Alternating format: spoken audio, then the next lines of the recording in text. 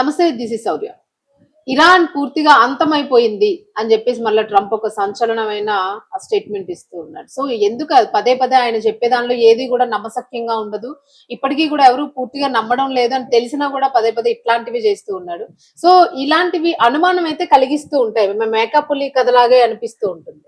So నిజంగానే Iran collapse అవుతోందా, అయ్యిందా, అయ్యే ఛాన్సెస్ ఉన్నాయా? ట్రంప్ అసలు ఏం చేయబోతున్నాడు, అసలు ఆ రీజన్స్ ఏంటి, ఈ స్టేట్మెంట్ ఎందుకు బయటకు వచ్చింది? సో ఇవన్నీ కూడా మనం తెలుసుకుందాం. మనతో పాటు సీనియర్ జర్నలిస్ట్ దాము బాలాజీ గారు. నమస్తే సార్. నమస్తే అండి సార్. ఇరాన్ కొలాప్స్, సో ఏ రకంగా కొలాప్స్ అని అనుకోవచ్చు? ఎకనామికల్ గానా, లేదు అని అనుకుంటే మళ్ళీ వార్ ఏమైనా పెద్ద స్థాయిలో జరుగుతుందని అనుకోవచ్చా? ఏం ఎక్స్పెక్ట్ చేయొచ్చు? యాక్చువల్ గా నిన్నటికి 2 నెలలు కంప్లీట్ అయిపోయింది. వార్ స్టార్ట్ అయ్యి 60 రోజులు అయిపోయింది. ఎందుకంటే ఫిబ్రవరి 28న స్టార్ట్ అయింది, ఇవాళ 29.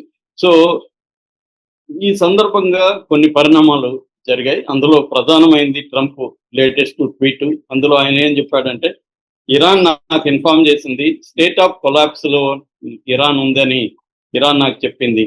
స్టేట్ ఆఫ్ కొలాప్స్ అంటే ప్రధానంగా ఫైనాన్షియల్ గాని, సెకండ్ పొలిటికల్ గా. అంటే ఆయన 2 విషయాల్ని ప్రచారం చేస్తున్నాడు. ఒకటి, ఫైనాన్షియల్ గా కొలాప్స్ అయింది, అది వాస్తవం కూడా. ఎందుకంటే ఇరాన్ అనేది రోజుకి ఏప్రిల్ 13 నుంచి రోజుకి $500 మిలియన్ లాస్ వస్తుంది ఇరాన్కి. ఎందుకడు ఇరాన్ చుట్టూ బ్లాకేడ్ విధించాడు కాబట్టి ట్రంప్. ఇరాన్ నుంచి ఒక షిప్ కూడా బయటకు వెళ్ళదు, బయట నుంచి ఒక షిప్ కూడా లోపలికి రాదు. కాబట్టి ఆయిల్ ఎక్స్పోర్ట్లన్నీ ఆగిపోయినాయి. దానివల్ల రోజుకి $500 మిలియన్ అంటే మన కరెన్సీలో 4700 కోట్లు పర్ డే లాస్ అనమాట ఇరాన్కి. That is number 1. సో దీనివల్ల ఆల్రెడీ ఈ 60 రోజుల వారిలో వాళ్ళకి ఇన్ఫ్రాస్ట్రక్చర్ దెబ్బతినింది, ఇంటర్నెట్ బంద్. ప్రపంచంలోనే 2 నెలల పాటు ఇంటర్నెట్ ను బంద్ చేసిన ఇదే అనమాట. అందుకని ఇరాన్ కొలాప్స్ అయిపోయింది. చాలా మంది ఉద్యోగులు ఆన్లైన్ ద్వారా ఉద్యోగాలు చేసేవాళ్ళు ఇవాళ ప్రపంచవ్యాప్తంగా పెరిగారు. వాళ్ళందరికీ ఉద్యోగాలు పోయి పావర్టీలోకి వెళ్ళిపోయారు. రెండోది, దాదాపు 3 రెట్లు 4 రెట్లు కన్జ్యూమర్ గూడ్స్ అక్కడ రేట్లు పెరిగిపోయినాయి. సో కొనే పరిస్థితి లేదు. అంటే జీతాలేమో నెలకి $100 ఉండట్లేదు. అదే సరుకులు ఒక 4 రోజులకి 5 రోజులకి ఇంటికి సరుకులు తీసుకురావాలంటే $7 నుంచి $10 ఖర్చు పెట్టాల్సి వస్తుంది ఓన్లీ సరుకులకే. ఇంకా రెంట్లు, ఇతర విషయాలు భరించే పరిస్థితిలో ప్రజలు లేరు. అందుకని ఇట్లాగే ఉంటే ప్రజల్లో మళ్ళీ తిరుగుబాటు వచ్చే అవకాశం ఉంది. కాబట్టి ఆయన చెప్పింది అయితే వాస్తవమే. ట్రంప్ చెప్పింది ఇరాన్ కొలాప్స్ అయిందంటే ఖచ్చితంగా అయింది, నో డౌట్. కాబట్టి ఆయన ఏమంటున్నాడంటే, ఇరాన్ కొలాప్స్ అయింది, మమ్మల్ని రిక్వెస్ట్ చేస్తుంది ఏదో ఒక చర్చలకి రమ్మని అనేది చెప్తున్నారు. అలాగే పాకిస్తాన్కి 3 ప్రతిపాదనల్ని ఇరాన్ కూడా పంపించింది. ఒకటేమో పర్మనెంట్ గా సీజ్ ఫైర్, అంటే పర్మనెంట్ గా మా మీద అటాక్ చేయమని రిటర్న్ లో అమెరికా రాసివ్వాలి. లెబనాన్ మీద కూడా అటాక్ చేయమని, అంటే హిజ్బుల్లా మీద కూడా అటాక్ చేయమని రాసివ్వాలి, అంటే అమెరికా అండ్ ఇజ్రాయెల్. 2, బ్లాకేడ్ ని తొలగిస్తే మేము హార్మోజ్ రిలీజ్ చేస్తాం. 2. 3, న్యూక్లియర్ ఏదైతే వెపన్ కి గ్రేడ్ యురేనియం నిల్వలు ఉన్నాయో దాన్ని మేము రష్యాకి అప్పగిస్తాం. ఎందుకంటే అప్పుడు కూడా రష్యాకి అప్పగిస్తాం అనేది ఇంతకు ముందు కూడా ఒబామాతో మాట్లాడినప్పుడు కూడా చేశారు. సో ఈ 3 పంపించారు. ఆ 3టికి ట్రంప్ గ్రీన్ సిగ్నల్ ఇవ్వట్లేదు. కాబట్టి ఒక రకంగా అక్కడ స్టేల్ మేట్ అంటారు, అంటే ప్రతిష్టంభన అనేది ఏర్పడింది. మరోవైపు అక్కడ మనకి ఒపెక్ దేశాలు అని ఉంటాయి. ఒపెక్ అంటే organization of petroleum export countries అంటారు. ఈ 1960లో ఈ ఒపెక్ అనే బాడీ ఏర్పడింది. ఇప్పుడు ఒపెక్ లో 12 దేశాలు ఉంటాయి. ఒపెక్ ప్లస్ అనేది ఇంకోటి ఉంది అనమాట, అది 10 దేశాలు ఉంటాయి. మొత్తం 22 దేశాలు వీటిలో ఉంటాయి అనమాట. ఈ ఒపెక్ లో ఉండే 12 దేశాల్లో నిన్న యునైటెడ్ అరబ్ ఎమిరేట్స్ బయటకు వచ్చేసింది. ఇది అంటే వాళ్ళకి సఖ్యత లేదనేది తెలుస్తుంది. అంటే గల్ఫ్ దేశాల్లోనే చీలిక కనబడుతుంది. కొంతమంది ఏమో అమెరికా మన స్థావరాలు మన దేశాల్లో పెట్టుకోవడం వల్లనే మనల్ని ప్రొటెక్ట్ చేయలేకపోయింది అమెరికా. ఇరాన్ మన మీద దాడి చేస్తుంటే అమెరికా ఆపలేకపోయింది. రెండోది, హార్మూజ్ జలసంధి ఇప్పటికి కూడా ఓపెన్ కావట్లేదు. దీనివల్ల వీళ్ళ ఆయిల్ ప్రొడక్షన్ తగ్గించాల్సిన పరిస్థితి ఏర్పడింది.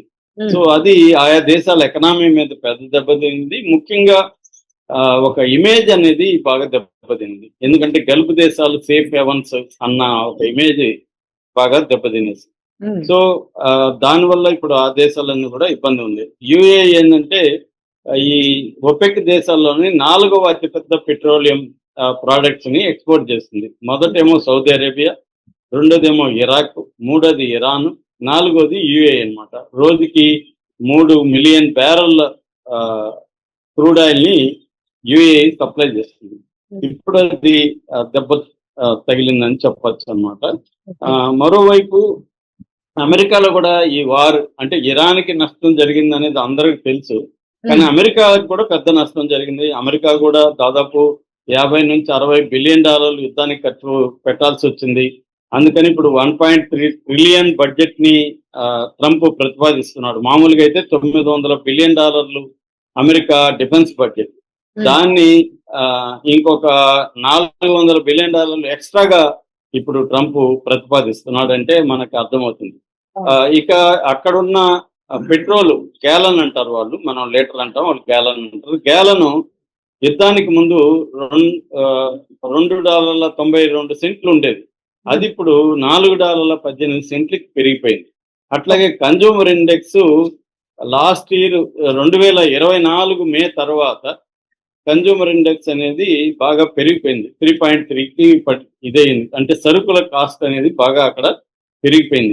సో అనవసరమైన మనకు సంబంధం లేని యుద్ధంలోకి అమెరికాను తీసుకెళ్లి మన జీవితాల్ని కాస్ట్లీగా మార్చేసి మన జీవితాల మీద బర్డన్ పెట్టాడు ట్రంప్ అన్న అభిప్రాయం అక్కడ అమెరికాలో పెరిగింది. ఇటీవలనే నిర్వహించిన ఒక పోల్లో 22% మాత్రమే ట్రంప్ ని సపోర్ట్ చేస్తున్నారు, 78% ట్రంప్ ని వ్యతిరేకిస్తున్నారు. అట్లాగే బ్రెంట్ క్రూడ్ ఆయిల్ ఈ రోజు చూస్తే $111 ఉంది.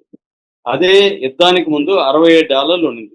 అంటే 72.8% ఈ పెట్రోల్ బ్రెంట్ క్రూడ్ ఆయిల్ అనేది పెరిగిందనమాట. సో దీని ఎఫెక్ట్ ఇప్పుడు వరల్డ్ అంతా పడింది. దీని మీద ప్రెజర్ ట్రంప్ మీద కూడా ఉంది. ఎందుకంటే ట్రంప్ కి నవంబర్ లో మిడ్ ఎలక్షన్లు ఉన్నాయి. అలాగే అనేక దేశాలు అమెరికా మీద ప్రెజర్ పెడుతున్నాయి. రెండోది, ఆయా దేశాల ఎకనామీ దెబ్బతిన్నప్పుడు అమెరికా నుంచి ఎగుమతులు కానీ అమెరికాకు దిగుమతులు కానీ కూడా దెబ్బతింటాయి.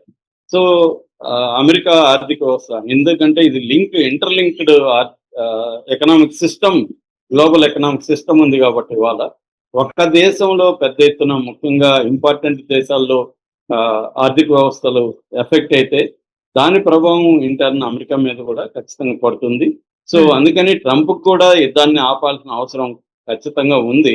కాకపోతే అది ఎవరి టర్మ్స్, అంటే హూ బ్లింక్స్ ఫస్ట్ అంటారు, ఎవరు ముందు కళ్ళు ఆర్పాలి అనేది ఇప్పుడు అక్కడ జరుగుతుంది. మరోవైపు ఇరాన్ ఏమో ప్రకటిస్తుంది మళ్ళీ యుద్ధం వచ్చే అవకాశం ఉంది, ట్రంప్ మళ్ళీ అటాక్ చేస్తాడు. ఎందుకంటే ఇజ్రాయెల్ శాంతికి వ్యతిరేకం, ఇజ్రాయెల్ ఈ పీస్ డీల్ ని పడనివ్వదు. అమెరికా ఇజ్రాయెల్ కంట్రోల్లో ఉంది. ముఖ్యంగా ట్రంప్ ఈ చర్చలకి డిప్లొమాట్కి సంబంధించిన వాళ్ళు ఇద్దరు కూడా, అంటే జేరెడ్ కుష్నర్ కావచ్చు, స్టీవ్ విట్కాఫ్ కావచ్చు, వీళ్ళిద్దరు కూడా ఇజ్రాయెల్ ప్రతినిధులే. కాబట్టి ఇజ్రాయెల్ పడనివ్వదు, మళ్ళీ వార్ వచ్చే అవకాశం అయితే ఉంది, దానికి మేము రెడీగా ఉన్నాం అనేది ఇరాన్ నిన్న కూడా ఇరాన్లో కొంతమంది ప్రకటించారు. ఈ నేపథ్యంలో ఒక గందరగోళం అయితే చోటు చేసుకుంది. ఇప్పటికి కూడా స్ట్రెయిట్ ఆఫ్ హార్మోజ్ ఓపెన్ కాలేదు. మరోపక్క ఇరాన్ పెద్ద ఎత్తున క్రైసిస్ లో ఉంది. అమెరికాలో కూడా పెద్ద ఎత్తున ట్రంప్ కు వ్యతిరేకత పెరుగుతుంది. ఈ నేపథ్యంలో ఎవరు 2 మెట్లు దిగి వస్తారు అనేది ఇంపార్టెంట్. అంటే ఇరాన్ అమెరికా మధ్య చర్చలు జరిగి ఒక కొలిక్కి వస్తే గానీ ఈ పరిస్థితి మారే అవకాశం లేదు. Right, thank you sir.